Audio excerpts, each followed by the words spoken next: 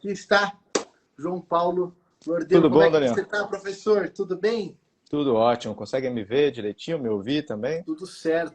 Alto e bom Que som. ótimo. Seja muito bem-vindo à nossa live. Para a gente é uma honra tê-lo aqui. E para quem não sabe, o professor ele é autor dessa obra aqui, Noções Gerais de Direito e Formação Humanística. Para você que deseja adquirir a sua obra, a obra ele está com um super desconto aí na Semana do Consumidor. Está de R$ 149,90 por R$ 99,90. Olha que alegria, hein, Ah, professor? Seja muito bem-vindo. obrigado. Espero que isso não impacte no meu resultado final. Ah, que isso, de forma alguma. Porque é um descontaço, hein? Não, Um descontaço. descontaço. A promoção ela vai até essa sexta-feira, então quem quiser aproveitar essa aí realmente é a sua melhor oportunidade. E só para já adiantar um tema aqui, professor, durante a live sempre surgem algumas perguntas e para a gente organizar essas perguntas para no final da live trazer para o professor, aqui embaixo a gente tem uma caixinha com ponto de interrogação. Então eu peço a todos vocês que mandem a sua pergunta nessa caixinha com ponto de interrogação, porque aí no final a gente consegue deixar ali a pergunta bonitinha e as perguntas não vão se perdendo ao longo da live, tá bom? Então, professor, valeu, vou deixar todo mundo aqui com você agora. Obrigado, Daniel. Boa noite, pessoal. Boa noite para vocês que estão chegando. Já temos bastante gente aqui, mais de 50 pessoas assistindo. Bom, eu sei que esse é um assunto sensível, o ENAM, ah, em especial o tema das noções gerais de direito e formação humanística, mas eu espero ter com vocês aqui uma conversa bastante agradável e honesta, sobretudo honesta, objetiva sobre esse assunto. O Exame Nacional da Magistratura é uma realidade, não adianta a gente falar bem ou falar mal, o fato é que ele está aí e precisa ser feito para quem quer ser magistrado ou magistrada. E para além disso, é importante destacar também essas matérias que compõem as noções gerais de direito e formação humanística têm sido cobradas em diversos outros concursos. A gente vê em concursos da polícia, inclusive, concurso para o cargo de delegado de polícia, concurso para defensor público, para membro do Ministério Público, para advocacia pública. Recentemente eu fiz uma série de aulas sobre o tema para o concurso da Procuradoria do Estado de São Paulo. Então, assim, esses temas, gostemos ou não, eles serão cobrados muito intensamente, né? Eu vou contar um pouquinho uma história para vocês sobre como é que eu me aproximei desse tema, Noções Gerais de Direito e Formação Humanística. Já temos aí 8 anos trabalhando com isso, já com a Juspódio. E o porquê, para tentar explicar para vocês, para tentar contextualizar e dizer que vocês não estão sozinhos nessa. Vejam só, eu hoje sou procurador da República, mas já exerci outros cargos no passado, e um dos concursos em que consegui aprovação, com muita sorte, muita dedicação, claro, foi a da magistratura do meu estado, o estado da Bahia, eu sou baiano.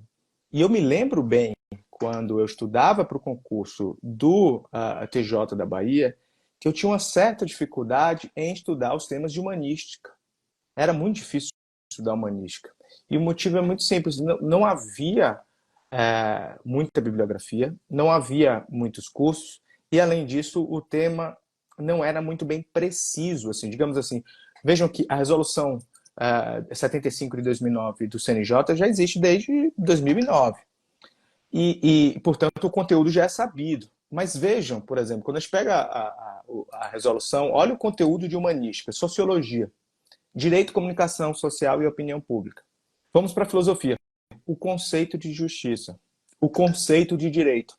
Vejam que, quando a gente fala em conceito de justiça e o conceito de direito, a gente pode cobrar uma lista assim, infinita de autores. Então, como é que a gente vai saber lidar com isso? Eu tive essa grande dificuldade em 2012, quando fiz concurso para magistratura. Eu já era defensor público e acabei ingressando depois no Ministério Público Federal em 2014. Passei na magistratura, mas optei pelo Ministério Público Federal. E prometi a mim mesmo que lançaria um livro, tentaria lançar um livro para tentar abraçar essas matérias, porque eu vi que eu tive dificuldade. E peguei meus cadernos na época, reuni, bati nas portas da editora Juspódio e falei, olha, eu estou com essa ideia aqui, o que, que vocês acham? E de maneira muito gentil, a editora gostou da ideia, e me deu essa oportunidade de trabalhar com esse tema. Desde então, lá se vão 8 anos, nós estamos na 8ª edição, que é esse livro que está aí acima para vocês. Essa é a mais nova edição. E o que acontece? Nosso livro, inclusive, tem sido citado em provas, tem sido citado em cursos preparatórios, em decisões judiciais, e eu fico muito feliz com isso, fico muito honrado. O que eu fiz? Bom, a verdade é que, voltando aqui, agora vamos contextualizar. Eu falei para vocês do meu concurso, da minha época. Vamos trazer para os dias atuais. O que a gente tem hoje? Uma cobrança cada vez mais intensa dessas disciplinas. E que disciplinas são essas que compõem as noções gerais de direito e formação humanística? Estamos falando de sociologia jurídica, psicologia jurídica, a ética e estatuto da magistratura nacional, filosofia do direito, teoria geral do direito e da política, direito digital, pragmatismo, análise econômica e economia comportamental e direito da antidiscriminação. Vejam que são matérias muito vastas, muito amplas e matérias que em muitos pontos não se comunicam. Né? Em vários pontos certamente se comunicam, mas são de ramos muito apartados. É claro que dá para falar de antidiscriminação e direito digital, e falamos sobre isso, inclusive, nos tópicos. Mas, em essência, o direito digital é um ramo de estudo que, geralmente, os seus pesquisadores não se comunicam tanto com o direito da antidiscriminação. Por isso é muito difícil criar uma obra ou criar um curso sobre esse tema com qualidade e com objetividade, que é o que a gente tenta sempre fazer. Então, o que eu fiz?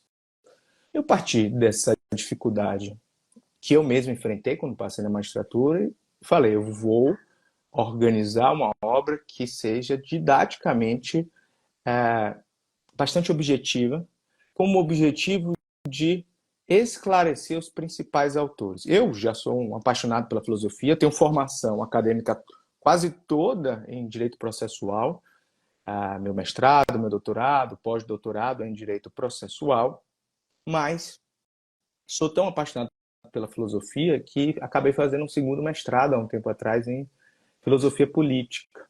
E tenho estudado esse tema com bastante paixão nos últimos anos, né, até para escrever essa obra para vocês. E o que eu percebi? Que, por exemplo, é muito difícil pegar um Machado Neto, olha, um clássico da sociologia jurídica, e espremer em 5 páginas, em 3 páginas. É muito difícil pegar o conteúdo da metodologia da ciência do direito de Karl Laurens, um clássico, né? Eu sei que há críticas quanto ao autor em si, mas essa obra é um clássico, né? E que trata muito bem dos pensadores, sobretudo os germânicos.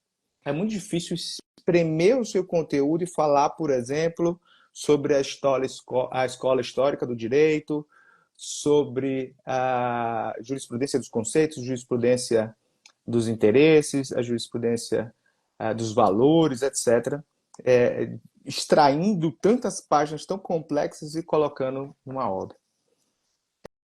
Esse é o nosso dilema, esse é o nosso desafio, né?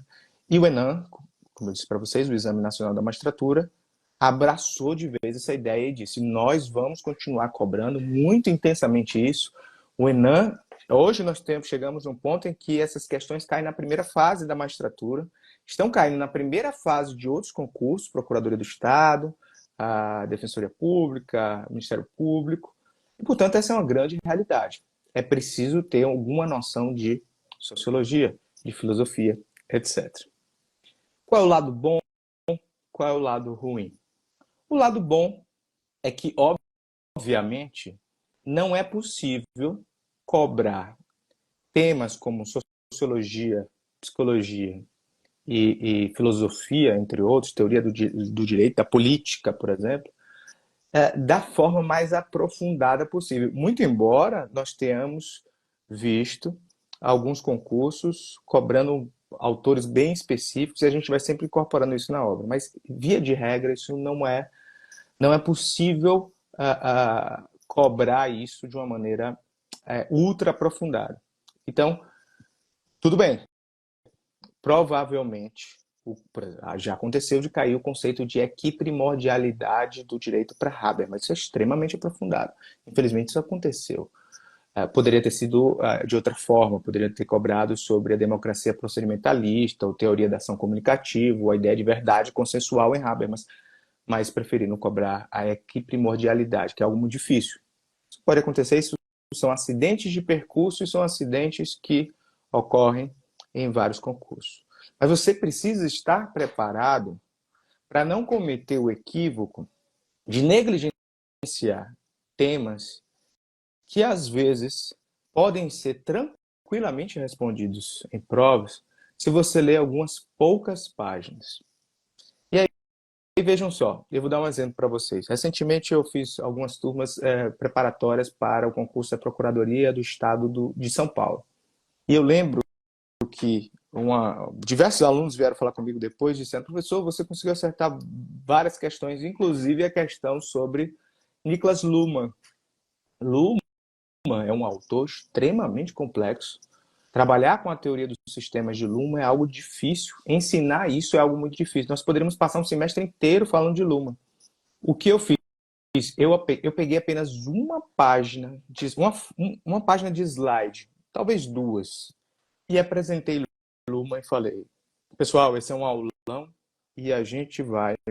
Eu acho que o que vai cair aqui é isso aqui. Ó. Abertura cognitiva, fechamento operativo ou operacional, e algumas noções sobre o sistema, sobre a ideia de autopoiese para Luhmann. E foi exatamente o que caiu. Veja, não é preciso ter nenhum dom adivinhatório para saber que o Enem e outros concursos, outras provas de concurso, tendem a cobrar os temas de forma mais objetiva possível. A ideia de formação humanística é bastante subjetiva, claro. É bastante fluida, porque está no campo da zetética, em que as perguntas são mais valorizadas do que as respostas, muitas vezes. Mas o examinador, ele não quer ter problemas com a prova dele. Ele não quer fazer uma pergunta e depois venham diversos professores de filosofia e digam: não é assim. Ele não quer dizer que Luhmann disse que um autor X disse alguma coisa e depois o próprio autor falar: eu nunca disse isso. Então, o examinador, ele não quer passar por esse tipo de problema. E por isso ele tenta imprimir objetividade na sua prova. Isso vale tanto para provas objetivas, quanto subjetivas, quanto provas orais. Nas provas orais, claro, é a última fase do concurso. O momento da prova oral é o momento em que as perguntas tendem a ser mais tranquilas. Por exemplo, eu me lembro que eu fui assistir uma prova da magistratura do trabalho e um dos temas de filosofia é a superação dos métodos de interpretação mediante puro raciocínio lógico-dedutivo. O método de interpretação pela lógica do razoável. O examinador na prova oral simplesmente disse: candidato, era uma mulher, na verdade, candidata, me fala um pouco sobre isso, sobre essa superação do raciocínio meramente lógico-dedutivo. E a candidata conseguiu discorrer muito bem sobre Dworkin, sobre Alex, entre outros autores, falando sobre a hermenêutica neoconstitucional ou pós-positivista e tudo mais. E ela se deu muito bem, o examinador se deu satisfeito. Nas provas subjetivas existe uma abertura menor do que na prova oral, mas ainda assim há muito espaço para você saber responder. O problema, claro, que vocês vão enfrentar no Exame Nacional da Magistratura, o ENAM, são, pelo menos numa parte inicial, o problema serão as questões objetivas. Né? E aí vocês podem me perguntar: professor, como é que eu leio, como é que eu estudo, como é que eu internalizo essas matérias, né? Além do livro, eu até destaco que nós temos videoaulas também no Jus Aulas, em que passamos esses conteúdos, aquilo que é importante. São mais de 15, 16 horas atualmente que nós temos de humanística e vamos ampliar isso. Já estamos lançando o curso em videoaulas de 2024. Como é que a gente, por exemplo, estuda sociologia? Vamos pegar uma matéria aqui de exemplo. Sociologia do direito. Introdução à sociologia da administração judiciária. Aspectos gerenciais da atividade judiciária, administração e economia. Gestão de pessoas. Relações sociais. Vamos pegar esse ponto 1. Como é que a gente focou isso no livro, para tentar destrinchar isso da maneira mais objetiva para o Enem? Introdução à sociologia da administração judiciária. Fizemos um resgate histórico. Esse é um ponto essencial. Todos os tópicos da programação do seu edital da Resolução 75 de 2009, ou seja, o conteúdo programático de humanística, todos os pontos, ou quase todos, podem ser historicamente situados. Então, quando você pensar em introdução à sociologia da administração judiciária, você tem que pensar no judiciário antes e o judiciário depois de uma determinada fase, que é uma fase de reforma do judiciário, que começou no Brasil, em especial, a partir do ano de 2004, com a própria criação do CNJ. Aí depois você vê relações sociais e relações jurídicas, controle social e direito, transformações sociais do direito. O que a gente fez? Pegamos os principais autores que falam sobre transformações sociais, pegamos os principais autores que falam sobre controle social e direito. Quem fala sobre controle social e direito? Está caindo um monte de concurso, né? Quem é que controle social e direito? Quem é que vem na sua mente? Vem certamente Michel Foucault. Foucault tem sido cobrado, inclusive na prova da PGE de São Paulo, que não é vinculada ao Enem, não tem nada a ver com o Enem, mas cobrou o tema. Ela indicou um livro de Foucault para ser lido pelos candidatos. E o livro já havia sido abordado no nosso curso de Noções Gerais de Direito e Formação Humanística. Então, é muito difícil administrar isso, mas a gente fez esse trabalho já para vocês. E dificilmente o que será cobrado vai sair dessa caixinha. E se sair, sairá para todo mundo. E vai ser muito difícil as pessoas responderem. Se, por exemplo, um examinador quiser cobrar uma nota de rodapé, deixa eu ver alguém aqui, do Schauer. Aqui, ó. Frederick Schauer, professor da Universidade de Duke, nos Estados Unidos. Pode ser que o examinador, ele foi professor de Harvard, inclusive, e migrou para Duke porque fizeram uma proposta melhor para ele, financeiramente falando, eu acredito. Se um examinador quiser cobrar Schauer, que tem uma teoria própria sobre a diferença entre regras e princípios, vai ser difícil para qualquer pessoa responder no Enem. Isso aí, você tem que contar com esse fator sorte, porque não dá para adivinhar todos os 1000 autores que podem ser cobrados. Por exemplo, você para pensar, eu estou aqui com o livro do João Maurício Deodato, um grande autor. Pode ser que esse seja o autor de predileção do seu examinador. Pode ser. Assim, o que eu quero dizer com isso é que há uma margem de incerteza, infelizmente. E o trabalho que a gente tem que fazer aqui é minimizar essa incerteza e ser o mais objetivo possível. E foi isso que a gente fez. Então, como é que a gente estuda noções gerais de direito e formação humanística? Eu, se tivesse no lugar de vocês, teria, obviamente, seguiria uma bibliografia ou um curso específico sobre isso, que é o que a gente tem feito aqui. Justamente porque os pontos não são destrinchados como os pontos de outras matérias. Vou pegar para vocês aqui, eu estou com a resolução 75 de 2009 aberta. Olha, vamos dar um exemplo aqui para vocês. Olha aqui. Olha, direitos humanos, por exemplo. No anexo de direitos humanos, nós temos teoria geral dos direitos humanos, sistema global, sistema regional, controle e convencionalidade, os direitos humanos na Constituição, a jurisprudência do STF em direitos humanos. É mais objetivo. Se você for pegar, ainda que o direitos humanos esteja ainda um pouco fechado, se você for pegar o programa que foi publicado recentemente de direito processual civil, você vai ver que está muito, muito bem feito. Vou ver se eu acho aqui na ponta do mouse. Bloco 3, processo civil, que foi incluído pela emenda 1. Deu aqui como não encontrado no CNJ. Resolução, 5 de agosto de 2021. Tá. Então, o programa de processo civil é certamente um programa muito mais objetivo e destrinchado do que o programa de noções gerais de direito e formação humanística. Só que esse é o grande problema, né? Esse é o grande problema, que é a dificuldade da gente conseguir encaixar direitinho esses assuntos naquilo que pode ser cobrado. Obviamente, vocês terão que disputar, de alguma forma, uma margem de diária de risco, de incerteza que é inerente a isso, mas há uma tendência de que autores específicos caiam mais, que questões sejam mais tranquilas no campo da humanística. Eu, inclusive, aposto que a humanística tende a ser mais tranquila do que as outras matérias. Mas aí tem um detalhe que é preciosíssimo, que é o seguinte. Eu me lembro quando eu estudava para concurso, comecei a estudar para concurso em 2009, eu acho. Esse ano eu faço 10 anos de MPF já, e 14 anos de serviço público federal. E eu me lembro que quando eu estudava para concurso, havia aqueles alunos, aqueles candidatos que sabiam tudo de processo civil, tudo de direito civil, tudo de constitucional, administrativo, penal, processo penal, tributário, empresarial. Empresarial sabia alguma coisa.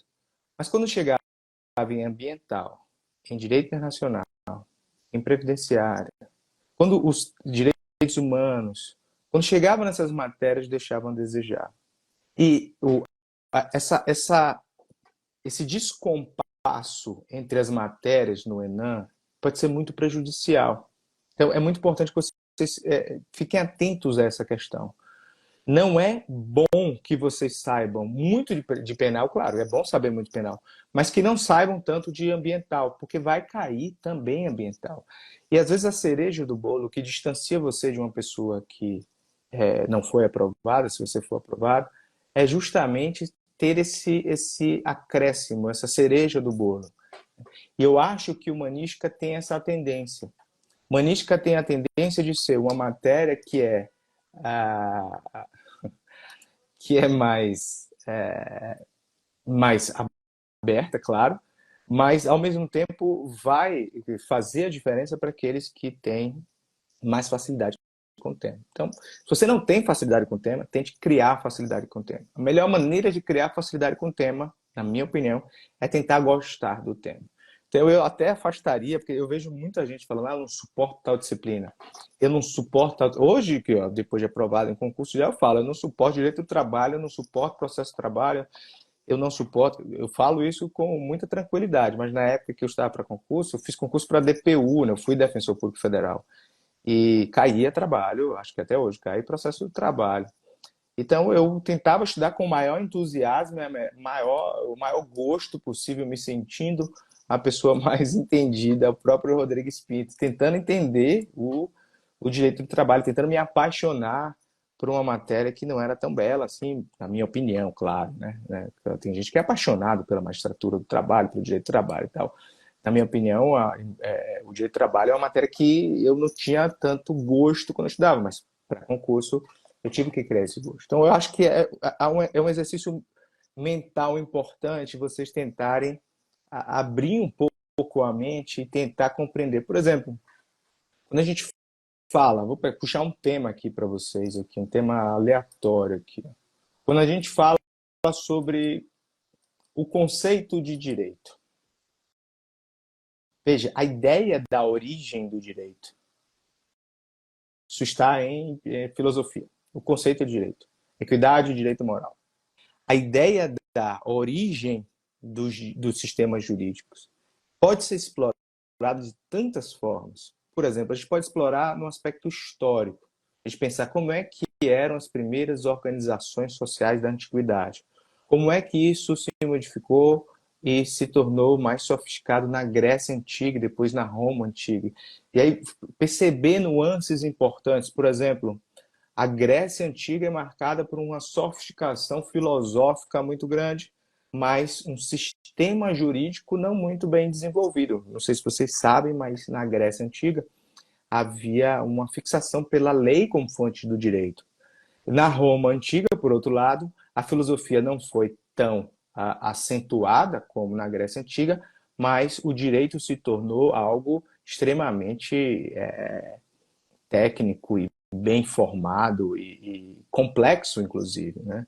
O papel dos jurisconsultos, o papel do processo formular, da arbitragem privada, do digesto de Justiniano, do corpus como um todo. Então vejam que essa paixão para compreender os nossos antepassados é algo que pode te ajudar.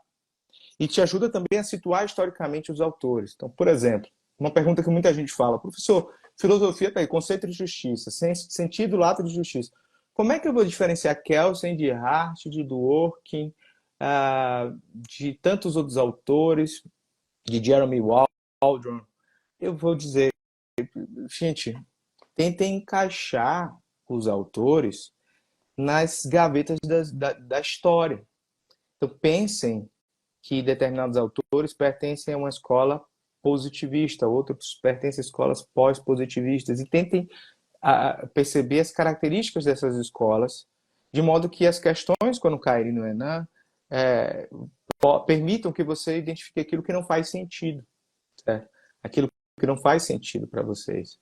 Então, a ideia, por exemplo, de uma norma hipotética fundamental em Kelsen é importante, a ideia de abertura cognitiva e fechamento operacional em Luhmann é importante, a ideia de mandamentos de otimização, os princípios como mandamentos de otimização em Alex é importante, entre tantas outras questões. Mas, claro, você vai ter que situar determinados autores. Lordelo, mas tem autores que são extremamente chatos e complexos. Eu sei disso. Quando eu fiz meu mestrado, eu tive uma matéria de filosofia com o professor Rodolfo Pamplona, querido professor Rodolfo Pamplona da UFBA, e com o professor Nelson Cerqueira. E eles sorteavam os autores para cada um apresentar, e eu tive que apresentar um trabalho sobre Kant, especificamente a obra dele que eu menos gosto, que é a Crítica da Faculdade do Juízo.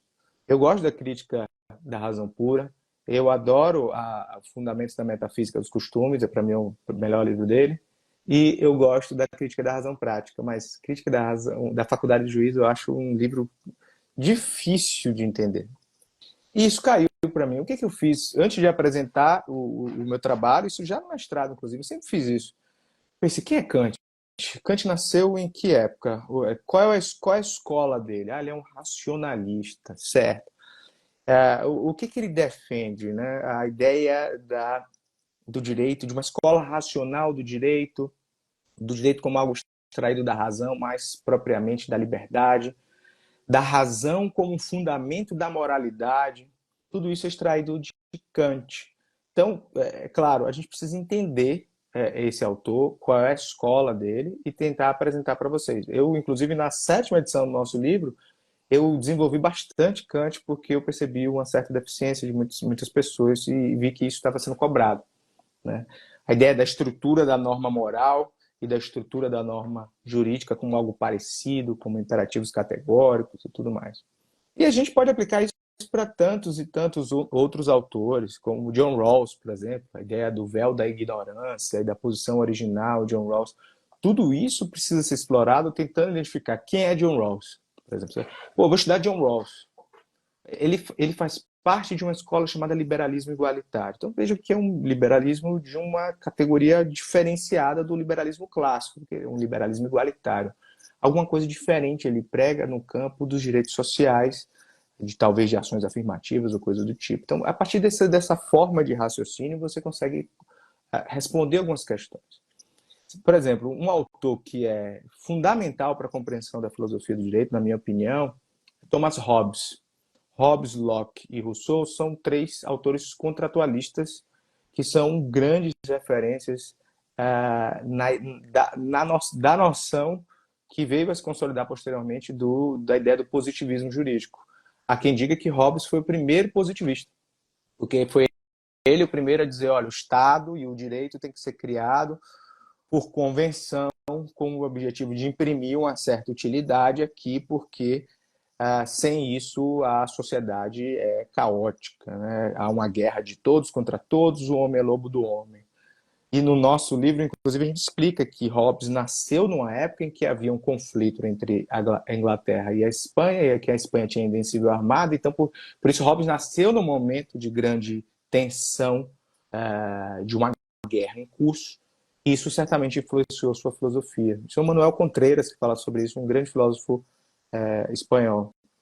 Já Locke nasceu como o ideólogo, não nasceu, Locke é o ideólogo da Revolução Gloriosa. Vejam que é um momento de fortalecimento do parlamento inglês, então já tem uma visão mais otimista da realidade como algo essencialmente livre e minimamente harmônico, mas que precisa ser reforçado e, portanto, o direito surge como uma forma de reforçar o que já é minimamente harmônico.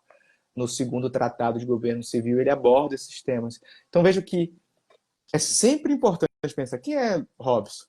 Tá. Ele pensa, então, que o Estado é uma convenção, ele tem uma noção convencional do direito. Quem é que pensa isso? É o positivista. Então, que a gente, às vezes, fala em positivismo, a gente aprende a falar que o autor tal é positivista. Não seja tão positivista, parece um xingamento, né? Mas o elemento comum aos autores positivistas como um todo é a noção do direito como convenção. O direito como algo que é criado, que é produto da cultura, e não como algo que é dado para a gente. Por isso que existem positivistas mais ou menos radicais. Obviamente, alguns acham que o sistema jurídico é criado, mas só reconhece juridicidade em determinados elementos. Esses são mais radicais ou exclusivos. Outros positivistas compreendem que o direito permite aproximação com elementos da moral, de outros campos valorativos, e por isso são autores positivistas inclusivos. Então a gente consegue trabalhar com isso classificando os autores. Pô, fulano é um positivista exclusivo. Quem é fulano? É Kelsen, é Joseph Raz, é John Austin. E Beltrano é um positivista moderado, inclusivo. Quem é esse? É Hart, por exemplo. E quem é que é pós-positivista? Do Working. Então vejam que outro autor positivista, inclusive, é Bob, Norberto Bobbio, também, que é um autor que a gente explorou bastante nessa última edição, que tem um livro sobre o conceito de esquerda e de direita. Então vejo que a filosofia do direito talvez seja um dos pontos mais difíceis, né? E a gente tem que até olhar para esse programa aqui e ver, olha, tem uma sociologia aqui que tem elementos, por exemplo, gestão de pessoas, isso aí a gente consegue extrair até de resoluções do CNJ.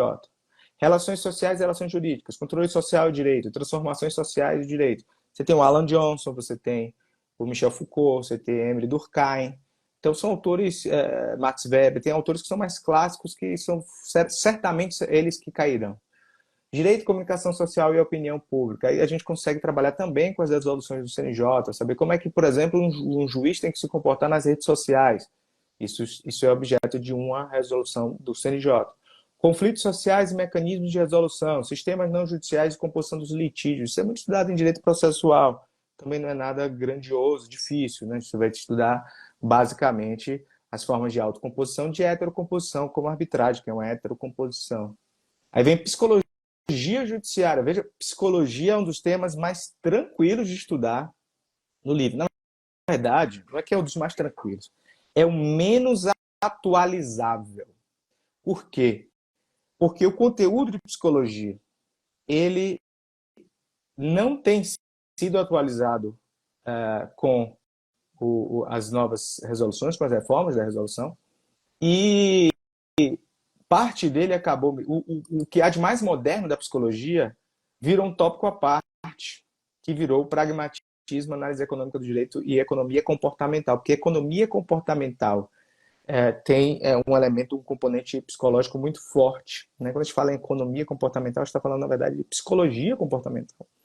Esse, inclusive, é um tema... Na verdade, tem dois tópicos aqui que vieram na gestão do ministro Fux, direito digital, pragmatismo, análise econômica e economia comportamental, que são temas que estão em constante reforma, inclusive em razão do modelo de justiça 4.0, precisam ser estudados por vocês. Eu sei que tem caído muito filosofia, eu sei que ética tem caído muito, a ideia dos direitos e deveres da magistratura, a responsabilidade, etc. Eu sei que psicologia cai menos, mas eu acho que, primeiro, atualmente, eu acho que, sobretudo diante dessa gestão que nós temos atualmente no CNJ, o direito da antidiscriminação deve cair, junto com o pragmatismo e direito social. Eu acho que são temas prioritários, né? Filosofia sempre, mas depois, digital, pragmatismo e antidiscriminação. Por que esses três últimos? Porque eu percebo que o CNJ, que é o órgão que administra a justiça nossa como um todo, está muito preocupado com transformações tecnológicas, eficiência judiciária. Então, isso tem a ver com direito digital, por exemplo, isso tem a ver com quarta revolução industrial, com transformação digital no Poder Judiciário, que são os tópicos. Alguns tópicos, inclusive, foram extraídos claramente de alguns livros específicos, como o do Susskind, que é o das cortes remotas. E, na época, eu estava estudando na Inglaterra, inclusive, quando isso foi alterado. Eu fiquei muito feliz, porque eu estava estudando justamente isso. Então, foi até fácil de transpor elementos do meu pós-doutorado para o programa de Direito Digital. Aí depois a gente vem para pragmatismo. A ideia do pragmatismo é importante porque a escola da análise econômica do direito se desenvolveu muito no Brasil nos últimos 20 anos, pelo menos. E hoje virou, na verdade, livro de cabeceira, né? Antes, se fala em economia comportamental, há 20 anos atrás era mais difícil no Brasil, e hoje você tem best-sellers como Rápido e Devagar, do Daniel Kahneman, né? Então, você vai na casa de uma pessoa, tem uma Bíblia e o Rápido e Devagar, de Daniel Kahneman. Tá? Todo mundo leu aquele livro ali. Então, isso, no final das contas, é algo que tende a ser cobrado. E, finalmente, o direito da antidiscriminação, principalmente as questões relativas à raça e gênero. Eu acho que essa é uma tendência muito grande. Depois da gestão da ministra Rosa Weber, houve um incremento muito forte nas questões de gênero dentro do Poder Judiciário, a existência de cotas, por exemplo, para a promoção de magistradas mulheres. A gente tem visto nossos tribunais compostos de homens, às vezes o tribunal é 100% masculino. E isso não passa uma boa imagem, né? No mínimo, não passa uma boa imagem. Você chegar no tribunal e falar, só tem homem aqui, né?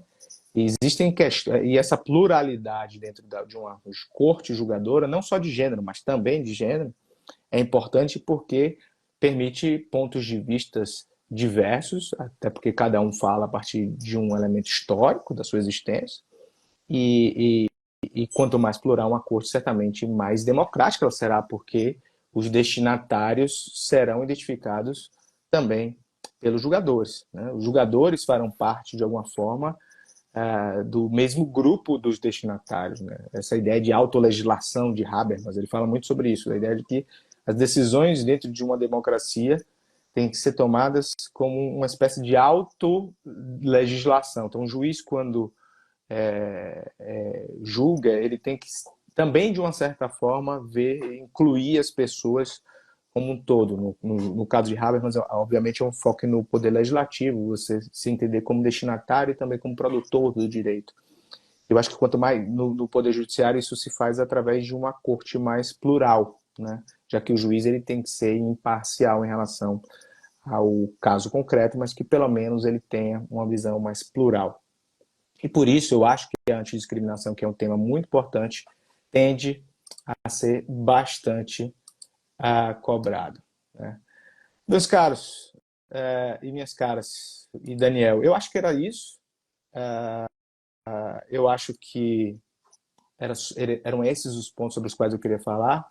Eu me coloco aqui, Daniel, para responder algumas perguntas. Eu sei que esse é um tema que não é fácil, mas eu queria passar uma mensagem geral de que nós fizemos a nossa obra com muito carinho e com muita atenção para tentar transformar essas coisas, esses livros que são, assim, bíblias, que eu leio com muito prazer, inclusive, para ser sincero, viu, Daniel? O Machado Neto é um grande pensador, um grande sociólogo da Bahia, inclusive, que é a origem da Juiz Pódima, né? E eu leio com grande prazer e tento fazer uma espécie de uma laranjada, assim, pegar o que eu posso extrair da essência e colocar de maneira palatável com a linguagem simples para as pessoas entenderem, porque eu acho que a linguagem tem que ser simples mesmo. Aliás, o judiciário também, com esse pacto de linguagem simples que surgiu. É isso. Daniel, muito obrigado. Eu espero que as pessoas tenham gostado dessa exposição. Não, foi incrível, professor, a exposição, os temas abordados aqui, as dicas, né? E para você que está aqui na live, a obra do professor é essa daqui, Noções Gerais de Direito e Formação Humanística. A obra essa semana ele está em promoção na nossa Semana do Consumidor.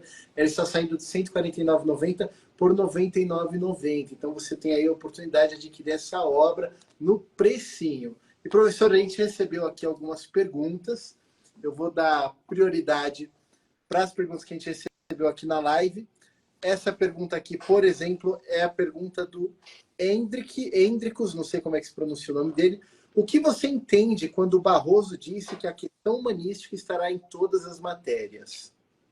Ah, Hendricus, grande abraço para você, meu querido. Há muito tempo a gente não se encontra, hein?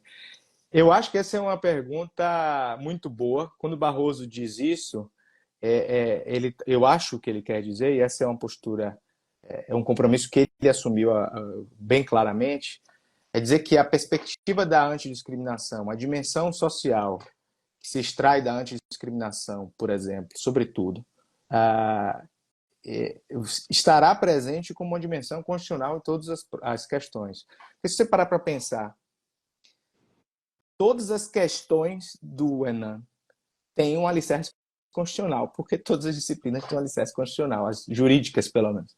Fora as jurídicas, temos tirando do jurídico no sentido duro da coisa, né? Temos as questões de humanística, a psicologia, que não é exatamente jurídica, embora seja uma psicologia jurídica, né?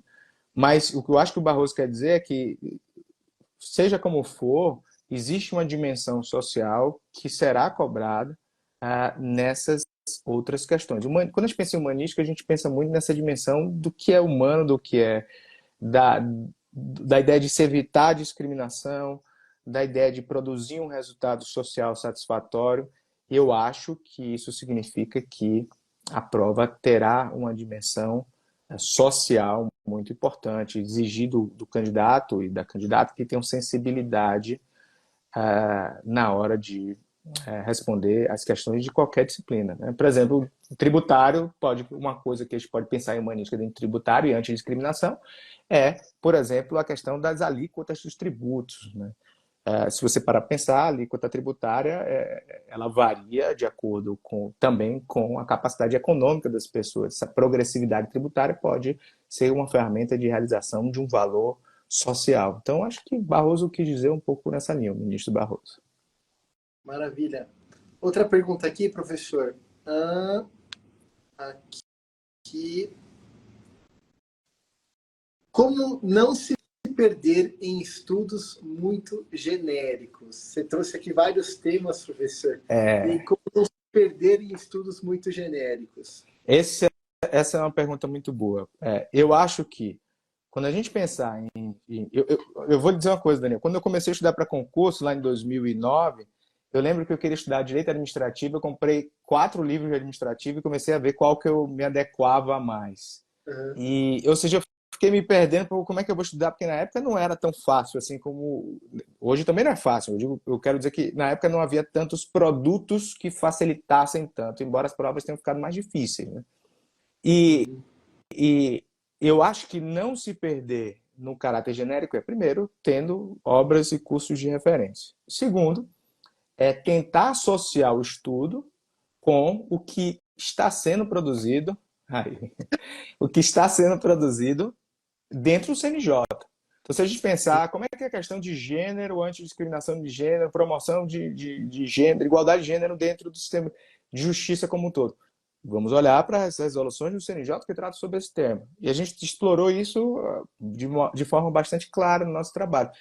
Às vezes, os alunos, eu achei que até que alguns alunos poderiam reclamar, porque tem resoluções que são tão importantes que a gente, às vezes, copia partes muito grandes dela e bota no livro.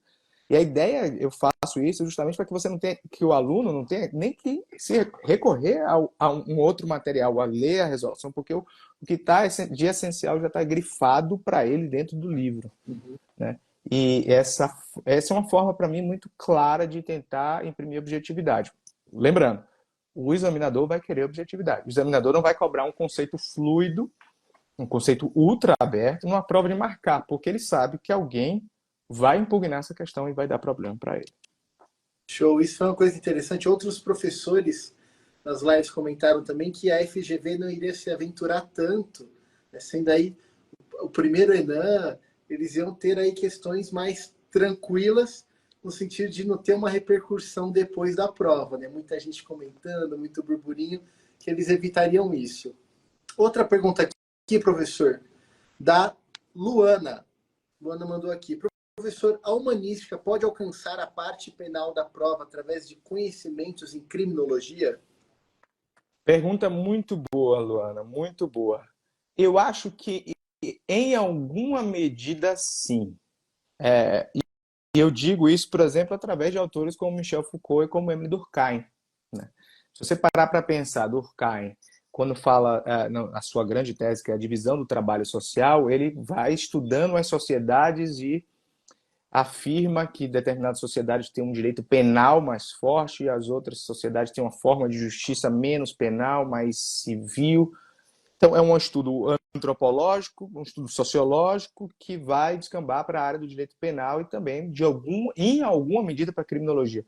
Se você pega Vigiar e Punir, de Michel Foucault, que fala sobre a história das penas, você pensa, Foucault vai falar sobre direito penal, sobre pena, né? A investigação, que ele chama, inclusive, de arqueológica, Foucault, né? Foucault é um cara que sai passando o pincel no osso ali, para tentar descobrir as relações de poder por trás de qualquer tema, sobretudo do direito. Então, quando a gente estuda humanística, e eu falo muito de Foucault, tem o ponto 2.4 na sociologia, pensamento de Michel Foucault, direito, poder e verdade jurídica, direito e sociedade disciplinar, o criminoso como inimigo social e o panoptismo. É claro, isso vai ter interseções com a criminologia. Agora, você precisa ler Barata, Barata é um grande autor da criminologia? Não, me parece que não. Você precisa ler Edwin Sutherland, que é também um grande autor da criminologia? Eu acho exagerado, né? Não vejo necessidade. Se houver a necessidade de cobrança de algo muito mais intenso em criminologia, creio que haverá uma indicação no programa, a teoria do etiquetamento social, etc, etc. Mas, por hora, em humanística, existem alguns autores dentro da sociologia, quando falamos de controle social e direito, que certamente tocarão em aspectos da criminologia. Show. A Manu tinha mandado aqui, professor, vou até fixar. Ela mandou o seguinte, ó. Professor, indica obras que são obrigatórias a leitura para quem quer fazer concurso para Magis, MP, PGE, etc. Ó, a lista é bastante longa. Eu poderia passar horas falando sobre isso, né? Professor, não. Esse aí, esse eu sou suspeito, né? Ó, pessoal, Olha, eu, vale a pena. o que eu posso dizer é que, sem demagogia, muitos dos autores pelos quais eu estudei hoje estão, até foram de outras editoras em alguns momentos, mas hoje estão na Juspodium. Isso eu falo sem demagogia, sem nenhuma pretensão. Por exemplo, meu grande amigo Marcelo Novellino está na Juspodium. Outros autores que eu vejo, por exemplo, estou vendo aqui o Daniel Assunção, tem um volume único de processo civil, está na Juspodium. Renato Brasileiro está no Juspodium. Eu vi que o Eugênio Pacelli foi para a Juspodium, de processo penal. Então, assim, tem muita coisa boa que está saindo. Eu poderia indicar vários, de vários temas, né, de direito civil. Você tem o Flávio Tartucci, de processo civil do Daniel Assunção. Eu sempre acho que o Fred Didier, que é o grande mestre, pode ser consultado, embora a coleção seja extensa. Eu estudei processo civil, Daniel, para concurso pela coleção inteira do Fred. Olha Pela só, que legal. coleção inteira. E eu sempre falei, olha, você não tem tempo para ler a coleção inteira? Selecione pelo menos uns ali para você fazer uma consulta, porque tem tempo. Um processo coletivo do Fred com o Hermes Zanetti, que são dois craques, assim, é o que há de melhor. Então, tem muita coisa que eu poderia falar aqui. Eu estou até olhando para minhas estantes para ver aqui, mas eu acho que é mais ou menos nessa linha. Maravilha. Ó, professor, aqui outra pergunta. Qual o peso de cada disciplina? Certo. Olha, o Enem ele não informa um peso de cada disciplina dentro de humanística. Mas esse é um ponto muito importante porque, como eu falei aqui um pouco, olha, a gente tem que entender que o CNJ passa por momentos de gestões que priorizam temas. Então, por exemplo, hoje não me parece que a psicologia judiciária, o tópico B, psicologia judiciária, seja o mais pujante. Nem a teoria geral do direito da política, exceto a parte do ponto 6 para baixo, que é Declaração Universal, Agenda 2030, Gênero e Patriarcado. Da mesma forma, então, assim, eu acho que algumas matérias tendem a cair mais por conta do momento em que vivemos. Então, por exemplo, pragmatismo, acho importante. Direito da antidiscriminação, eu focaria bastante nisso. Eu acho que é algo muito, muito importante entender questões raciais, questões de gênero. Eu focaria bastante, porque vem desde a ministra Rosa essas mudanças, e o ministro Barroso também aprendeu. E essa parte mais tecnológica também eu focaria bastante também. Legal. Aqui já responde essa pergunta. Quais temas de humanística priorizar para o Enem? Né, Eu acho que é isso aí. que você colocou. E aqui a gente tem uma pergunta para ajudar, né, na rotina de estudos. Professor, como ter um maior rendimento nos estudos? Que dica você daria? Como é que você estuda, Ótimo. professor? Olha, eu achei uma foto, meu Google Fotos, ele tem todos os meus registros desde 2000 e alguma coisa, desde quando inventaram a câmera digital. Boa. E aí eu achei, outro dia, o Google Fotos apareceu assim, lembre de o que aconteceu há 1000 anos atrás. Aí tinha uma foto minha estudando para concurso com equipamento de proteção individual de trabalhador de obra, sabe? Eu botava porque De... Olha só. eu morava com minha família, tinha acabado de me formar, e meus irmãos extremamente barulhentos, ainda são, embora tenhamos todos saído da casa de nossos pais, mas eles são extremamente barulhentos, embora eu os ame, eu tenho que reconhecer isso. E eu estudava com um equipamento de proteção. Eu era muito focado e tinha uma disciplina militar, assim, de acordar no horário tal, estudar e de maneira bastante exaustiva. Um amigo meu, que foi com meu colega da Federal da Bahia, eu me lembro que ele passou logo cedo para a AGU com meses de estudo. Aí eu perguntei para ele qual era a dica, ele falou exaustão. Eu achei curioso. E combinar, ou seja, uma dedicação intensa, combinada com hábitos saudáveis, eu acho, que são fazer academia, ter algum elemento de descanso. Lembrem, se vocês não tiverem, isso qualquer profissional reconhece isso, se você não tiver uma vida minimamente equilibrada, isso vai afetar o rendimento dos estudos. Então é bom fazer exercício físico para a memória, é bom dormir bem. Essa coisa de, vou estudar até de madrugada com o meu café na mão. Você não vai absorver esse conteúdo. Então, isso não vai aumentar seu rendimento. Tenha um cronograma muito bem estabelecido, saiba o que vai fazer cada dia. Nesse dia eu vou estudar civil e processo civil, no outro dia penal e processo penal. E ler informativo. No outro dia constitucional administrativo e fazer questões. No outro dia agregue matérias, eu agregava sempre duas em pares, mas isso vai depender do seu dia a dia, e agregue um outro elemento, como informativos, questões, a leitura da Constituição, da lei seca, etc. Faça um calendário, uma semana padrão, ou um mês padrão, ou você pode planejar até ser um ano inteiro, se quiser. Eu lembro que quando eu comecei a estudar, eu criei semana padrão de João.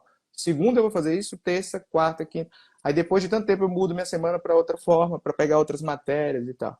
Mas eu fui nessa linha. Comecei com as matérias básicas, civil, processo civil, penal, processo penal, constitucional administrativo, tributário empresarial, e depois fui agregando outras disciplinas. Lembre também de revisar, né? Você tem que botar no seu cronograma um momento para revisar. E sempre que você for pegar civil para estudar, leia um pouco, ainda que rapidamente, aquilo que você já tinha anotado civil no seu caderno no período passado. Tenha sempre um bom material de estudo, bons cadernos, bons livros, isso auxilia bastante. E você revisava toda semana, professor? Como é que era? Não, hoje em dia tem métodos de revisão, método Pomodoro, método isso. Eu revisava toda semana, mas assim, dessa forma. Então, por exemplo, se segunda-feira eu estudava civil, processo civil, na outra segunda eu estudava civil, processo civil, o que havia de novo, e dava uma olhada no que eu já tinha estudado antes de civil e processo civil. Aí na outra semana, aí as coisas iam se acumulando, eu dava uma passada rápida de olho em tudo que já havia feito antes de passar para o novo. Então eu acabava toda semana tentando revisar. Depois de um tempo, eu fazia uma espécie de um detox. Eu parava tudo e falava, essa semana agora vai ser só de revisão. Eu fazia uma semana toda de revisão. Pô, que legal, hein, professor? Uma rotina militar mesmo, né? Era Que nem militar. colocou É. aqui, sempre ali no horário, cumprindo o cronograma. Legal. Professor, essas foram as perguntas que a gente recebeu aqui. Agradeço muito a sua disponibilidade, o seu tempo. Saímos daqui muito mais enriquecidos e preparados aí para poder focar nos estudos para o Enem. E deixo aí as considerações finais para você, professor. Obrigado, Daniel. Eu até recebi uma mensagem muito gentil aqui do professor Vladimir Aros, que está assistindo. Foi muito gentil nos elogios aqui pelo WhatsApp. E entre outras pessoas também que mandaram algumas mensagens privadas aqui, eu agradeço os elogios. Minha mensagem final é, vejam, o Enem é uma realidade, não adianta pensar, criar um outro obstáculo. O obstáculo que vai existir para você e para outras pessoas. E eu digo sem demagogia que concurso público, às vezes, quanto mais complexo, mais cheio de coisa, melhor. porque faz com que aquelas pessoas que realmente estejam interessadas passem. Eu me lembro que eu fiz ao mesmo tempo concurso para defensor público, para analista e para técnico numa mesma semana, ou em 2 semanas, de tribunal. E eu lembro que minha posição, a pior posição foi a do concurso do cargo de técnico. Eu fiquei em 400 em técnico, 50 em analista e defensor eu fiquei em sexto, alguma coisa assim, sétimo, alguma coisa. Então, veja que a prova o edital da DPU era imenso. Por que que eu me dei melhor no edital imenso e me dei pior no edital menor, que seria mais fácil? Então, veja, às vezes as coisas parecem grandes, complexas, mas para quem está se dedicando a longo prazo, né, é como se fosse uma justiça divina ali, pô, vai dar certo, vai dar certo. Então, o segredo é aproveitar. Nós passamos há um tempo atrás por uma fase muito ruim de concursos, né? A gente chegou a passar por uma fase muito ruim lá por 2015, talvez, e retornamos há alguns anos com bastante prova. Está tendo muita prova de concurso. Magistratura estadual mesmo não para, a magistratura federal teve muita prova e terá ainda mais. Então, e o Enem veio aí. Então, assim, não falta vaga, não faltará vaga, com certeza. Show. Professor, então, muito obrigado mais uma vez, em nome da Juspodium, né, pela sua presença. E, pessoal, valeu. Quem quiser aproveitar a obra do professor, a obra do professor estará em promoção até sexta-feira, de R$ 149,90 por R$ 99,90. Tá? Então, entrem lá no site. Todo o site está em promoção. Frete grátis para todo o Brasil. Então, não percam essa oportunidade. Então, professor, mais uma vez, muito obrigado. Até mais, pessoal. Até mais, Tchau, tchau. gente. Boa noite para todo mundo.